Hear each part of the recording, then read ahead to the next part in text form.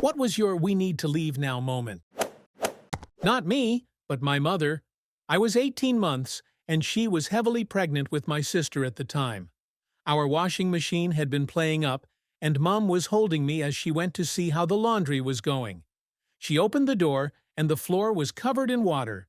Not enough to flood into the hall, but had formed a big puddle. My mum, with me in her arms and heavily pregnant, said she went to step through the water and see what was going on, but something in her mind told her to stop. She closed the door and called the plumber. The plumber arrived and called an electrician, who immediately turned off all power.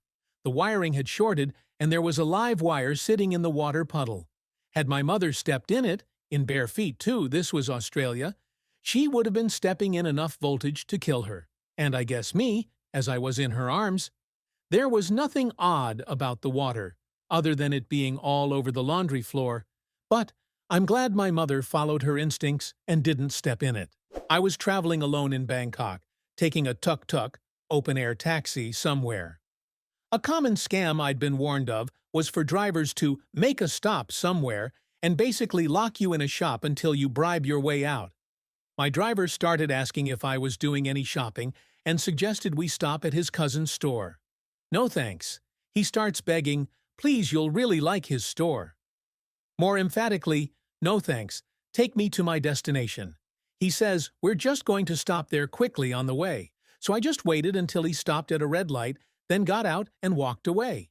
He was screaming at me to come back, but he can't exactly leave his tuk-tuk in busy traffic. Nah. Sister, don't play those games. I had to do this in India. Dude took us to a shop. Then he needed to go to the gas station. We were just sitting there for a hole when we got out and found another ride. Pretty sure he was going to make us pay for the gas. We didn't feel unsafe per se, just taken advantage of. Yeah, moto driver did this to us in Trichy. We just sat there until he gave up and took us to our actual destination. My cat was lying on my shoulder like normal. Out of nowhere, he bit me and ran to the bedroom door. I was confused and a little upset. Opened the door. Smelled smoke. Microwave was on fire. Good cat. The reason the cat knew was because he set the fire. Less good cat. Walked into a dive bar in western Pennsylvania to see a woman in a white dress with a blue flower in her hair and made a comment she must have just gotten married to my group. No one believed me. Got up from our table to use the bathroom, and when I came back, she was all over a couple guys in our group who confirmed she was celebrating her elopement. I immediately know this is going to end badly, so I make multiple comments asking where her groom is. She eventually moves on to other groups, keeping up the same shenanigans. Groom eventually comes into bar, sees her doing this to multiple parties. He sits down and starts punching himself in the head. Immediately, I tell my group, we need to get out of here, someone's going to get shot. Right as I say that, the bouncer grabs the groom and throws him out. Bride and her party follows. Tell everyone to hold off until they are out of the parking lot. Not 3 minutes later, a crowd rushes in screaming, someone got shot. The bride shot and killed her own niece, the only family member that witnessed her wedding. Always trust your gut. I think I may have worked with the young woman who was shot and killed. I moved to NYC in 2014 and received a deluge of messages from old coworkers about this. No one was exactly sure what happened. It was heartbreaking. Just looked up her obituary. It was her. This destroyed so many people. When I was a kid, I saw a guy pushing his broken-down car, so I gave him a hand to push it. He then proceeded to smash the grill open with a screwdriver to get the bonnet open, and that is when I realized I was helping a car thief. Got out of there real quick. That is almost funny that he let you jump in like that. I was at a party and had too much to drink. The owner of the house let me sleep in the den while everyone else continued to party. There were a few times he opened the door to check on me. It felt like he wanted to see if I was asleep. It made me feel uneasy, so I left discreetly and drove home drunk. He ended up raping a female friend of his later that year. She got drunk and passed out at one of his parties. Jesus Christ, I'm glad you got out of there.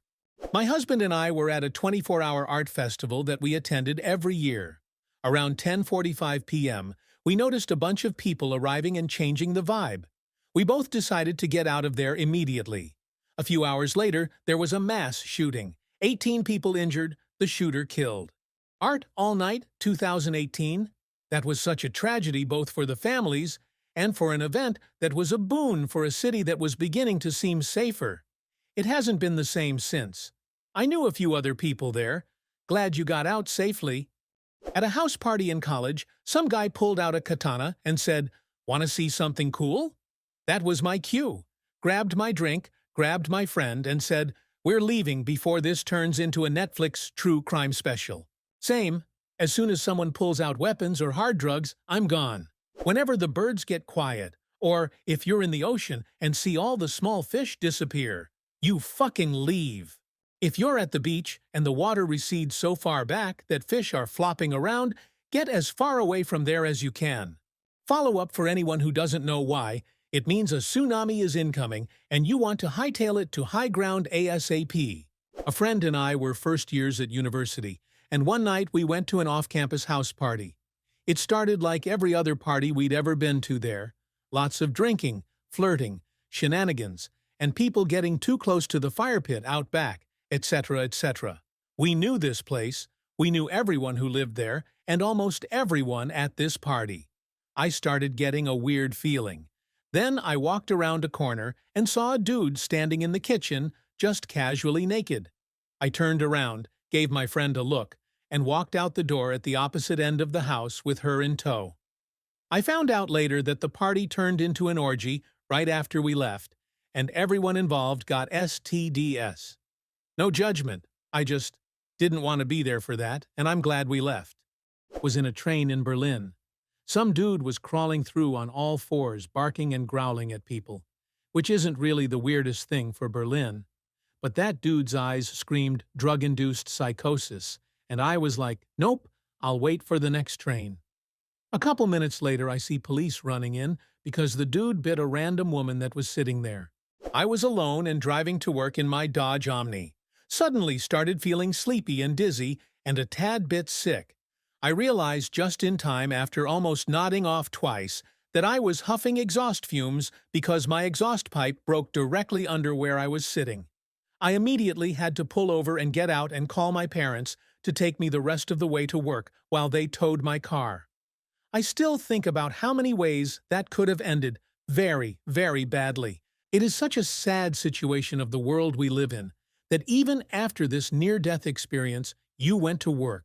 In 2009, when I was 19 and in college, someone messaged me on Facebook saying they found my ID. He told me his address and said I could come pick it up. When I got there, his front door was slightly open and the TV was the only light on. I said, "Hello, I'm here to pick up my ID." No one responded. I started to push the door open BC I was young and dumb, but then realized this was a super sketch situation and booked it out of there. When I got home, I messaged him saying I came by to get my ID and told him the story, but he never responded.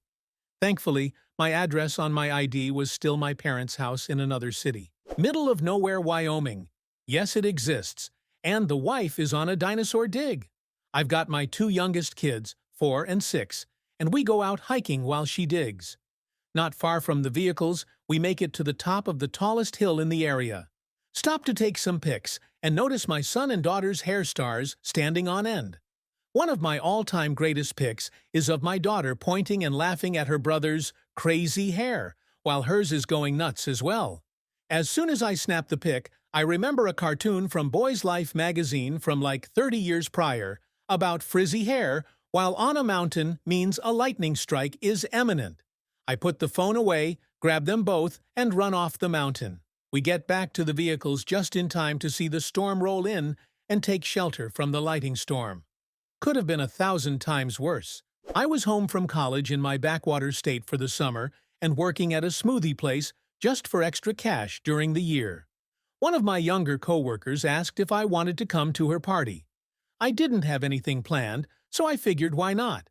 Instead of parking right next to the place, I parked around the corner down the street a little bit.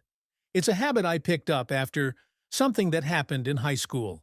If anything were to happen, I figured I could always outrun them because I was a star athlete at the time. Anyway, I shoot up, say hello, and ask if my coworker was around. There were a lot of people and their stares were really uncomfortable. It took some time to find her since it was like one of those party scenes like in the movies. She throws her arms around me and says she's so happy I came. Shit, she has a boyfriend and she's drunk. I could feel the daggers on me. I knew nobody else since none of my other coworkers came. I thought fast. Oh hey, I left your gift in my car. I'll be right back. I casually walked out, but once around the corner I darted to my car and jumped in. In the darkness of the night, I could see many figures coming around the corner, seemingly looking for something, and retreat back. I drove home.